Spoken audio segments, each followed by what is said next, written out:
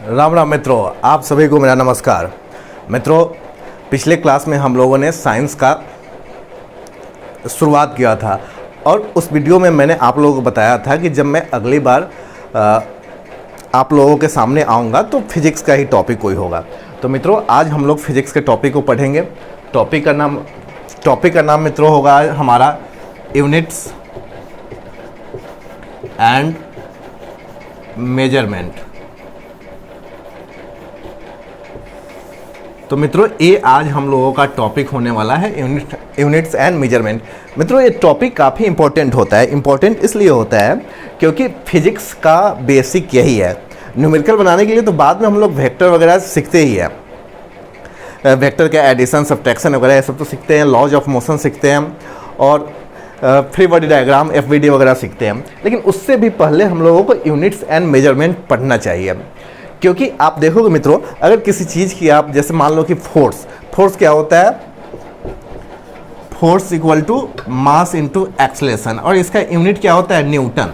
तो अगर आप कोई न्यूमेरिकल बनाते हो और आप लोगों को न्यूटन के बारे में ही पता नहीं हो, यानी उस फिजिकल क्वांटिटी का यूनिट ही पता नहीं हो, तो थोड़ा सॉल्व करने में मुश्किल आएगी। ठीक है, तो इसलिए मैंने सोचा कि आज आप लोगों को मैं यूनिट्स एंड मेजरमेंट्स के बारे में थोड़ी ब्रीफिंग दे दूं। तो मित्रों देखो, यूनिट्स एंड मेजरमेंट पढ़ने के लिए सबसे पहले तो आप इस बात पे ध्यान दो कि किस चीज़ का हम लोग मेजरमेंट करते हैं। ठीक है, तो मेजरमेंट दोस्तों हम लोग किसी न किसी क्वांटिटी का ही करेंगे। तो फिजिक्स में उसको हम फिजिकल क्वांटिटी बोलते हैं। ठीक है, और फिजिकल क्वांटिटी का मतलब होता है anything which can be measured. देखो यहाँ पे मैंने लिख दिया है इसके बारे में, anything which can be measured is called physical quantity. अब मित्रों, एनीथिंग का मतलब क्या होता है? कुछ भी चीज़, वैसा कोई भी चीज़ जिसे हम मेजर कर सके वो फिजिकल क्वांटिटी के अंदर आता है। जैसे मान लो कि ये व्हाइट बोर्ड है। व्हाइट बोर्ड का लेंथ यहाँ से यहाँ कितना है, ब्रेथ यहाँ से यहाँ कितना है, ये क्या है?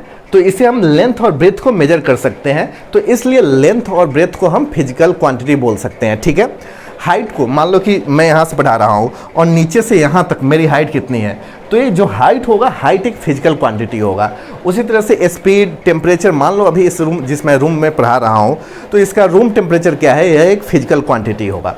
ठीक है मित्रों, अब आ जाओ फिजिकल क्वांटिटी के डिवीजन के ऊपर। तो फिजिकल क्वांटिटी का डिवीजन दो तरह से किया जाता है। एक तो डायरेक्शन और मैग्नीट्यूड के बेस पे, ध्यान से सुनना है, एक तो डायरेक्शन और मैग्नीट्यूड के बेस पे और दूसरा मेजरमेंट के बेस पे, जिसका टॉपिक हम लोग पढ़ रहे हैं यूनिट्स एंड मेजरमेंट। तो फिजिकल क्वांटिटी को दो भाग में डिवाइड किया जाता है। पहला on the basis of direction and magnitude और दूसरा on the basis of measurement और यूनिट। ठीक है, तो मित्रों पहले यहाँ पे समझो, on the basis of direction and magnitude. ठीक है, तो यहाँ पे डायरेक्शन एंड मैग्नीट्यूड की बात कर रहा है मित्रों। वैसा फिजिकल क्वांटिटी जिसमें सिर्फ मैग्नीट्यूड की रिक्वायरमेंट हो। डायरेक्शन यानी कि मैं इधर जा रहा हूँ, नॉर्थ की ओर जा रहा हूँ, या ऊपर की ओर जा रहा हूँ, या नीचे की ओर जा रहा हूँ, चाहे यहाँ पे ईस्ट की ओर जा रहा हूँ, इससे कोई फर्क नहीं पड़ता, लेकिन मैग्नीट्यूड होना चाहिए। तो वैसे क्वांटिटी को हम लोग स्केलर क्वांटिटी बोलते हैं। अब वैसा क्वांटिटी क्या होता है? डिस्टेंस। जैसे मान लो कि मैं ऐसे चल गया, ऐसे चल रहा हूँ, फिर पीछे की तरफ आया, फिर इधर चला गया, मतलब कोई फिक्स नहीं है कि मैं किधर जा रहा हूँ। तो ये डिस्टेंस क्या होता है? Scalar quantity. मान लो कि मैं यहाँ पे 5 मीटर चला, 6 मीटर चला, या 7 किलोमीटर चला। ठीक है, तो यहाँ पे इसका मैग्नीट्यूड हमें पता है, लेकिन डायरेक्शन पता नहीं है कि मैं किधर जा रहा हूँ। ठीक है, तो इसे ऐसे क्वांटिटी को स्केलर क्वांटिटी के अंदर रखते हैं। एग्जांपल मैंने लिख दिया, डिस्टेंस, स्पीड, मास, वॉल्यूम, टाइम। जैसे टाइम 5 बज गए, 6 बज गए, 7 बज गए, इसमें क्या है? एक मैग्नीट्यूड पता है, जैसे कि 5 घंटे, 6 घंटे या 9 आवर्स, ये क्या है? एक मैग्नीट्यूड है, इसमें डायरेक्शन का हमें पता नहीं है। ठीक है, तो वैसे क्वांटिटी, वैसे फिजिकल क्वांटिटी जिसमें सिर्फ हमें मैग्नीट्यूड के बारे में पता होता है और डायरेक्शन के बारे में पता नहीं होता है, वैसे क्वांटिटी स्केलर क्वांटिटी के अंदर आते हैं। अब देखो यहाँ पे दो चीज़ों का इंपॉर्टेंट ध्यान रखना, मैग्नीट्यूड एंड डायरेक्शन। अब वैसे ही वेक्टर क्वांटिटी क्या होता है? तो वेक्टर क्वांटिटी वैसी फिजिकल क्वांटिटी जो हमें डायरेक्शन और मैग्नीट्यूड दोनों बताए, वो वेक्टर क्वांटिटी के अंदर आता है। जो हमें डायरेक्शन और मैग्नीट्यूड दोनों बताए, वो वेक्टर क्वांटिटी के अंदर आता है। और इसके एग्जांपल होता है फोर्स। जैसे कि मान लो कि मैं इस पर मुक्का मार रहा हूँ, ऐसे मुक्का मार रहा हूँ। ठीक है, तो मुक्का कहाँ मार रहा हूँ? ऐसे, ये क्या है? ऐसे मुक्का मार रहा हूँ, तो इसके मुझे क्या पता है, डायरेक्शन पता है कि मैं किधर मुक्का मार रहा हूँ और कितने का फोर्स दे रहा हूँ, मैग्नीट्यूड भी पता है। मान लो यहाँ पे मैं 2 न्यूटन का दे रहा हूँ, थोड़ा और बढ़ाया तो 3 न्यूटन, थोड़ा और बढ़ाया तो 4 न्यूटन, थोड़ा सा छू दिया ऐसे तो 0.5 न्यूटन।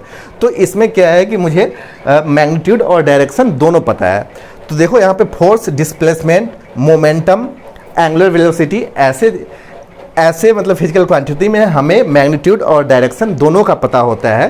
तो ऐसे फिजिकल क्वांटिटी वेक्टर क्वांटिटी के अंदर आते हैं, ठीक है। अब मित्रों मैं थोड़ी सी बात सुन लो।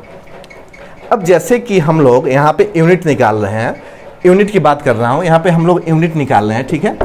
तो यूनिट निकालने के लिए हमें किस किस चीज़ की रिक्वायरमेंट होती है उसे सुन लो।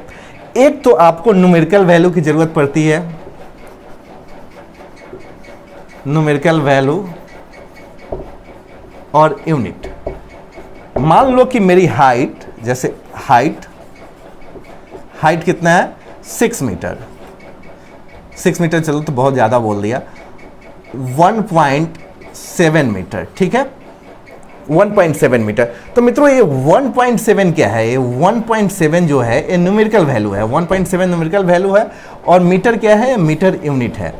तो मतलब मैग्नीट्यूड लिखने के लिए फिजिकल क्वांटिटी का मैग्नीट्यूड लिखने के लिए हमें 2 चीज़ की रिक्वायरमेंट होती है, एक तो न्यूमेरिकल वैल्यू और दूसरा यूनिट। ध्यान रखना, जैसे कि मान लो कि फोर्स ही है, फोर्स मैं अभी यहाँ पे मुक्का मार रहा था, ऐसे मुक्का मार रहा था, ठीक है।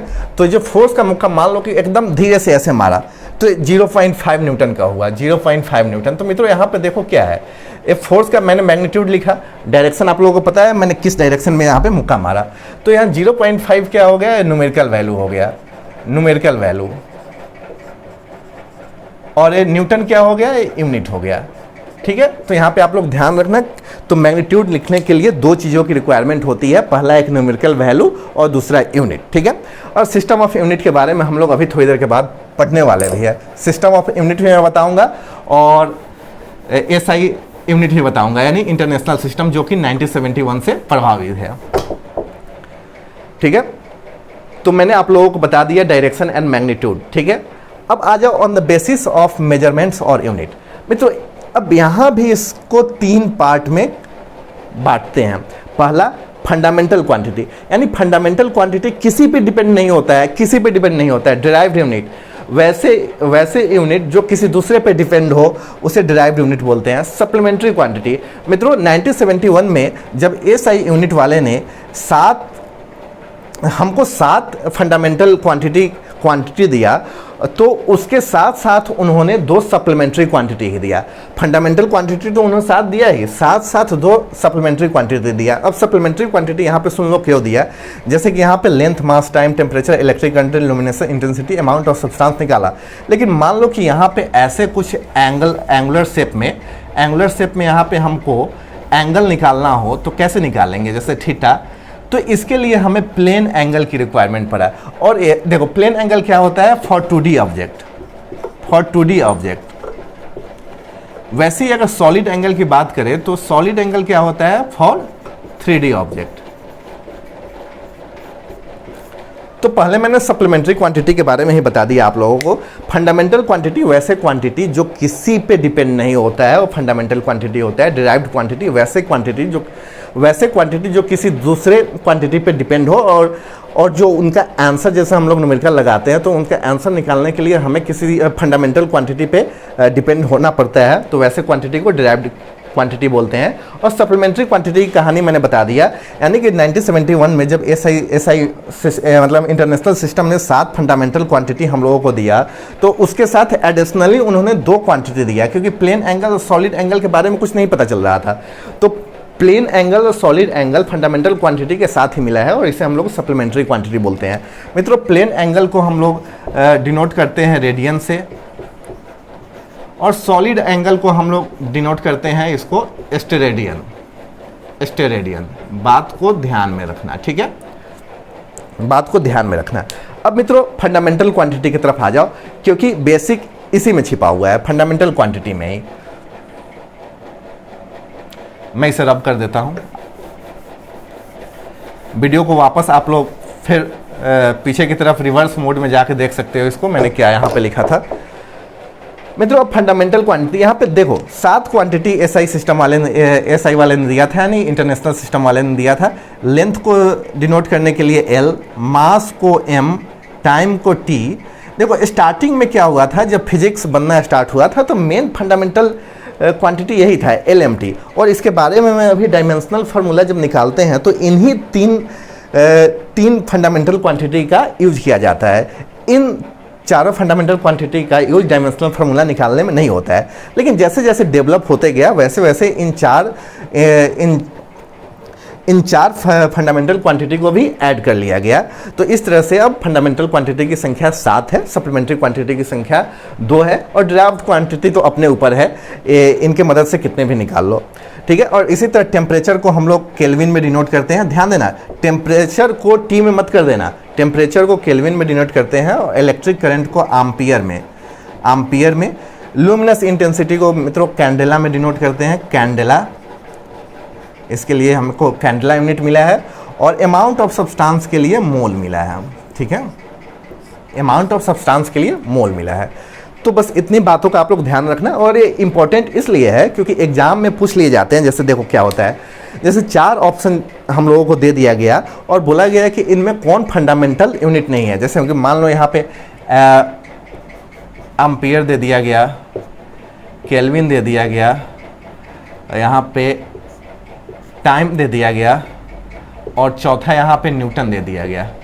तो इसमें से आप लोगों को फिगर आउट करना होगा, यानी क्वेश्चन ऐसे पूछा जाएगा कि इनमें से कौन सा फंडामेंटल क्वांटिटी नहीं है, यानी फंडामेंटल क्वांटिटी का यूनिट नहीं है। तो यहाँ पे आप लोग देखोगे एम्पियर क्या है, इलेक्ट्रिक करंट का यूनिट है, केल्विन क्या है, टेम्परेचर का यूनिट है, टी क्या है, टाइम का यूनिट है। टी को यहाँ पे आप लोग टाइम को ठीक है, ऐसे SI यूनिट में सेकेंड भी लिखते हैं, अभी मैं थोड़ी देर के बाद बताऊंगा। तो यहाँ पे मित्रों हम लोग देखते हैं न्यूटन। तो न्यूटन को अभी हम लोगों ने फंडामेंटल क्वांटिटी में यहाँ पे क्या देख रहे हैं कि है ही नहीं। तो क्लियरली ये फिगर आउट हो गया कि न्यूटन क्या है, न्यूटन फंडामेंटल क्वांटिटी नहीं है। और इस तरह से आप लोगों के एग्जाम में जितने भी मार्क्स के पूछे जाते हैं, 1 मार्क्स 2 मार्क्स 3 मार्क्स 4 मार्क्स, उतने मार्क्स आप लोगों के पक्के हो गए, ठीक है मित्रों। तो इस तरह से फंडामेंटल क्वांटिटी को मैंने बता दिया। अब डिराइव्ड क्वांटिटी पे आ जाओ।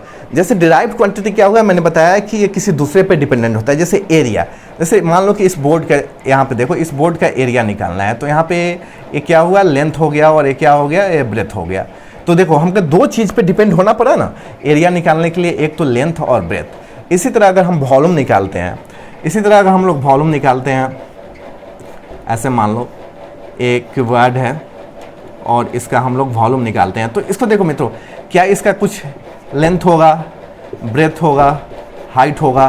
तो इस तरह से हम लोगों को LBH देखो अलग अलग 3 चीज़ों पे डिपेंड होना पड़ा, लेंथ, ब्रेथ, हाइट।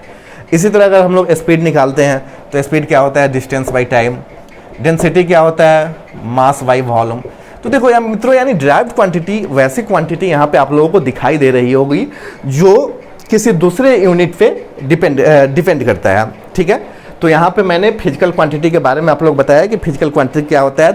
मित्रों anything which can be measured is called physical quantity. ठीक उसी तरह फिजिकल क्वांटिटी को मैंने क्लासिफाई करके बता दिया गया कि किस बेसिस पे इनका क्लासिफिकेशन होता है। 2 बेसिस पे होता है, एक तो on the basis of direction and magnitude, और दूसरा on the basis of measurement and units. और इसके बारे में भी डिटेल मैंने आप लोगों को बता दिया, ठीक है। अब मित्रों मैं क्या सोच रहा हूँ, आप लोगों को जैसे मान लो कि हम लोग पढ़ते क्यों हैं, कहीं ना कहीं पे सिलेक्शन पाने के लिए, ठीक है। और तो मान लो UPSI या बिहार SI की वैकेंसी निकला, ठीक है, और वहाँ पे हाइट मांगा गया, किसी का कहना है कि 1.68 मीटर, तो और यहाँ पे किसी का कहना है सेंटीमीटर में, तो सेंटीमीटर में क्या होगा, 168 मीटर। किसी का मित्रों अनुमान है कि फीट में कितना होगा, फुट में कितना होगा, किसी का इंच में, ठीक है। लेकिन उससे पहले मान लो कि जब मेजरमेंट जानना लोग जानते ही नहीं थे, तो मेजर कैसे करते थे, ये तो बाद में आया। इस सिस्टम मीटर, फुट, इंच तो बाद में आया। पहले लोग कैसे मेजर करते हैं, जैसे कि मान लो कि मैं यहाँ खड़ा हूँ, ठीक है, यहाँ मैं खड़ा हूँ, तो यहाँ पे एक मेरे पास यहाँ पे दंड है, तो यहाँ दंड से उन्होंने मेरा मेजरमेंट कर दिया और उन्हें बोला कि इसकी हाइट 1 दंड के बराबर है। लो भाई, अब यहाँ पे कन्फ्यूजन क्या क्रिएट हो गया कन्फ्यूजन एक क्रिएट हो गया कि कौन सी दंड की बात कर रहा है, कौन सी दंड की बात कर रहा है। मेरे घर में जो है वो तो इतनी बड़ी है, और किसी ने बोला कि मेरे घर में है वो तो इतनी बड़ी है। तो भाई इन चीज़ों का सॉर्ट आउट होना तो ज़रूरी है। तो इन चीज़ों को सॉर्ट आउट करने के लिए, इन चीज़ों को सॉर्ट आउट करने के लिए सिस्टम ऑफ यूनिट बनाया गया। मित्रों मैं क्या काम करता हूँ, इसको रब कर देता हूँ, इसको रब कर देता हूँ।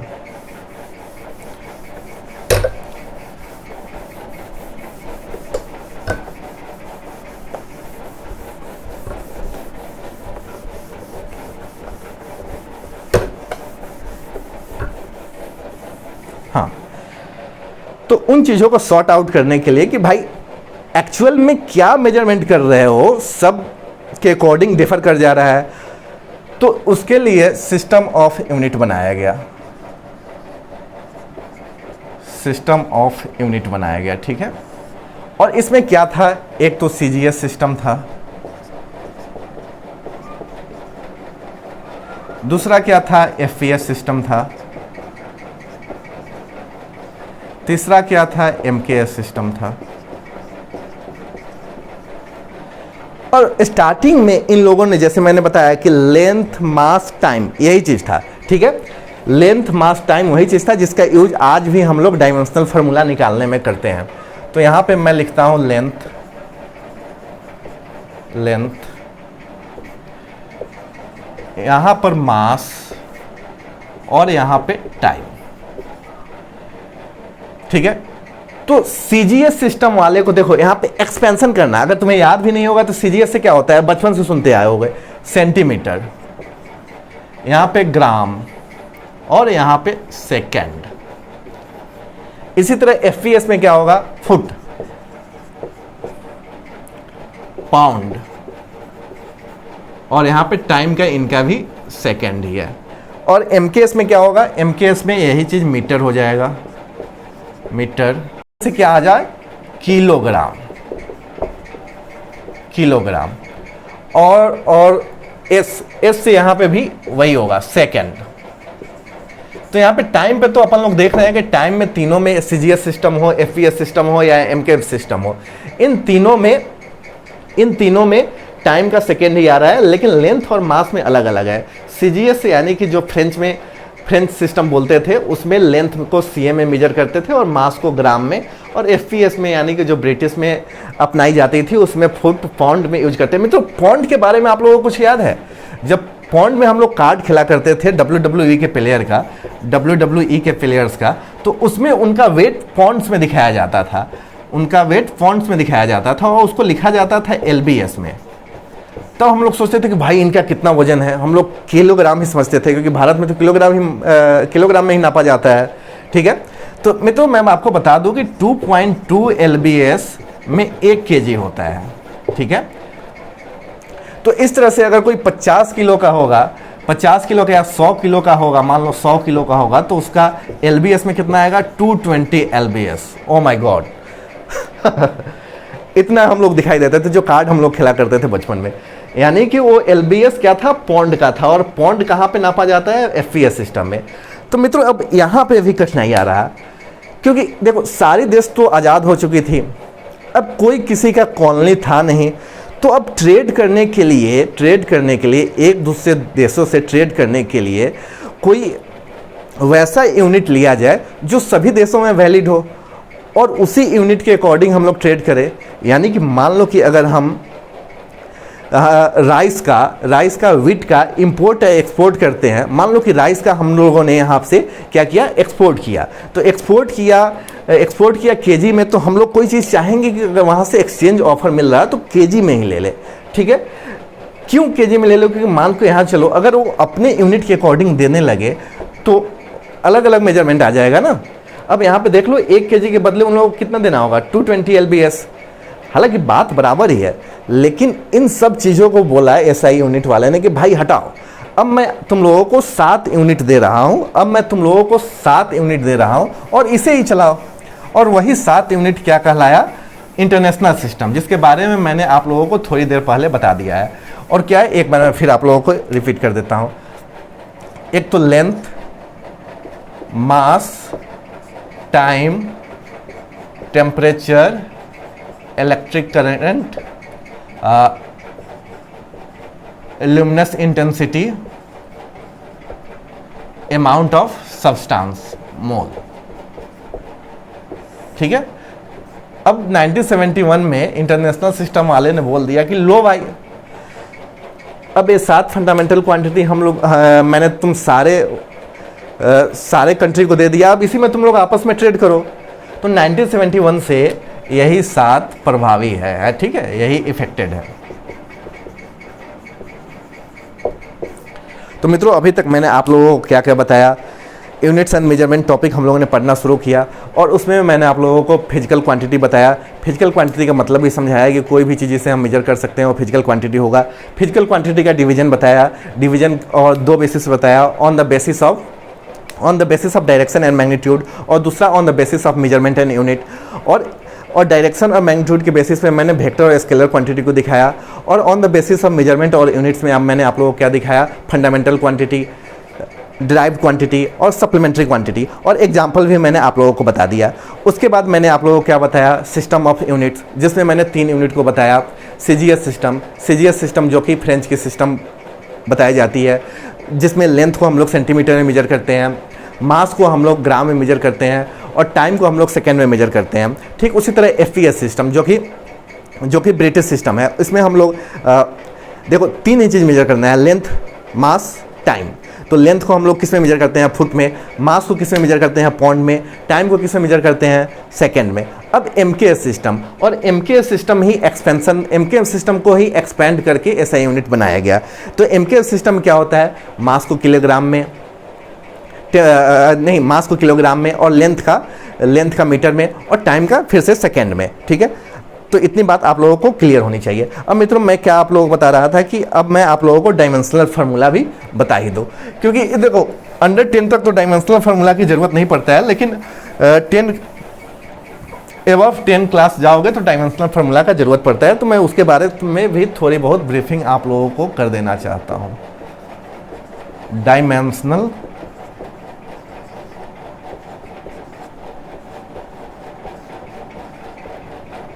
डायमेंशनल फार्मूला, देखो मैं अभी कई बार बोला हूं कि डायमेंशनल फार्मूला में हम लोग सिर्फ 3 फंडामेंटल यूनिट का यूज करेंगे, लेंथ, मास, टाइम।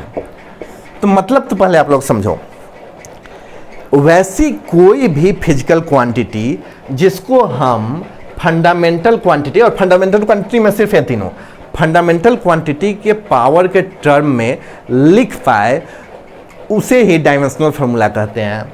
वैसे सभी फिजिकल क्वांटिटी जिसको हम फंडामेंटल क्वांटिटी के पावर के टर्म में लिख पाए या लिख सकते हैं, वही डायमेंशनल फार्मूला कहलाता है। अब एग्जाम्पल समझो आप लोग, मैं अभी एग्जाम्पल आप लोगों को एकदम बेसिक से बताऊंगा।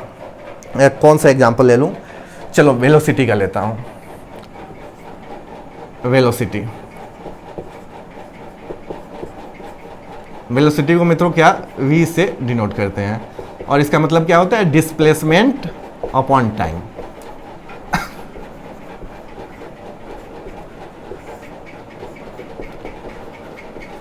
मित्रों वेलोसिटी क्या है, स्केलर क्वांटिटी और वेक्टर क्वांटिटी, आप लोग कमेंट करके मुझे बताएंगे। तो यहाँ पे देखो डिस्प्लेसमेंट क्या होता है, डिस्प्लेसमेंट मतलब यहां से वहां जाना। तो डिस्प्लेसमेंट का यूनिट हम लोग क्या लिख सकते हैं, एल लिख सकते हैं ना। अरे भाई कहीं भी जाते हो, यहाँ से वहाँ जाते हो, तो उसके लिए क्या मीटर यूज करोगे, किलोमीटर यूज करोगे, ठीक है। तो उसके लिए क्या होगा, लेंथ एल, टाइम के लिए टी। अब मित्रों देखो यहाँ पे एल ऐसे ही है, अब यहाँ पे मान लो 1/t है, अब इसको ऊपर लिखेंगे तो टी इनवर्स ऐसे ही लिखा जाता है। अगर पता नहीं हो तो इसे स्टार मार्क लगा के लिख लो। तो यहाँ पे L और यहाँ पे जो T को अपन लोग ऊपर ले जाएंगे, ऐसे होगा LT इनवर्स, ठीक है। तो ये वेलोसिटी का डायमेंशनल फार्मूला हो गया। अब आ जाओ एक्सेलरेशन। तो एक्सेलरेशन का क्या होगा फार्मूला, वेलोसिटी, इस सब मित्रों हम लोग मोशन चैप्टर में पढ़ेंगे फिर से। वेलोसिटी अपॉन क्या होता है, वेलोसिटी अपॉन टाइम। तो वेलोसिटी का तो हम लोगों ने पढ़ा ही क्या था, एल टी इनवर्स। और जितने भी डायमेंशनल फार्मूला को लिखना है ना ऐसे ही लिखना, बड़ी ब्रैकेट में, ठीक है, सबसे बड़े ब्रैकेट में ऐसे लिखना है। तो एल टी इनवर्स और यहां पे टाइम का क्या होता है, टी, टी का पावर 1 ही है। लेकिन जब इसको अपन लोग ऊपर ले जाएंगे तो एल तो है ही और टी, देखो यहाँ पे टी नीचे था, इसको ऊपर ले गए तो -1 था, तो यहाँ पे टी है, इसको अगर हम लोग ऊपर ले जाएंगे तो -1 है, तो एक और -1 आएगा। तो अगर इन दोनों को पावर में क्या होता है, जुड़ जाता है, तो एल टी इनवर्स 2, ठीक है। एक और एग्जाम्पल ले लो, हाँ कौन सा एग्जाम्पल लूँ, जैसे मैं फोर्स, ऐसे आप लोग बार बार बताया हूँ, चलो फोर्स का एग्जाम्पल लेते हैं। फोर्स का क्या होता है बताओ, मास इनटू एक्सेलरेशन। तो मास को क्या लिखेंगे मित्रों, m, और एक्सेलरेशन का बताओ, एल टी इनवर्स 2। अगर इनको कंबाइन कर दिया जाए तो क्या होगा, m l t इनवर्स 2। चलो अब एक आखिरी, प्रेशर का बता दो जल्दी से। प्रेशर को P से डिनोट करते हैं, इसका फॉर्मूला क्या होता है, F अपॉन A। और फोर्स का यहाँ पे क्या है, m l t इनवर्स 2, और एक्सेलरेशन का क्या होगा, l t इनवर्स 2, ठीक है। सॉरी, प्रेशर क्या होता है, किसी एरिया पे कितना फोर्स एग्जर्ट हो रहा है वो प्रेशर होता है। ए से यहाँ मैंने एक्सेलरेशन लिख दिया, एक्चुअली में फोर्स अपॉन एरिया होता है, ठीक है। तो यहाँ पे एरिया का क्या हो जाएगा, एरिया का तो क्या होगा बताओ, m स्क्वायर और l स्क्वायर, एरिया का l स्क्वायर। m से क्या होता है मित्रों, मास होता है, ठीक है। तो यहाँ पे एक क्या हो जाएगा, m, अब यहाँ पे देखो L 1 है और यहाँ पे L -2 हो जाएगा, तो यहाँ पे क्या हो जाएगा, -2 और +1 m l इनवर्स और यहाँ पे t इनवर्स 2। लो मित्रों, मैंने डायमेंशनल फार्मूला भी आप लोगों को बता दिया। तो फिजिक्स पढ़ने के लिए यूनिट्स एंड मेजरमेंट काफ़ी इंपॉर्टेंट टॉपिक था, जिसे कि मैंने आप लोगों को जितना हो सके उतना आसान भाषा में मैंने आप लोगों को समझाने की कोशिश किया। अब क्या होगा कि आप लोग वीडियो को वापस करके देखना, जो चीज़ मैंने रब कर दिया है आप लोग रिवर्स कर करके देखना, वो चीज़ सारी चीज़ें आप लोगों को मिल जाएगी। तो मित्रों मिलते हैं फिर एक नए सेशन में। जय हिंद, जय भारत।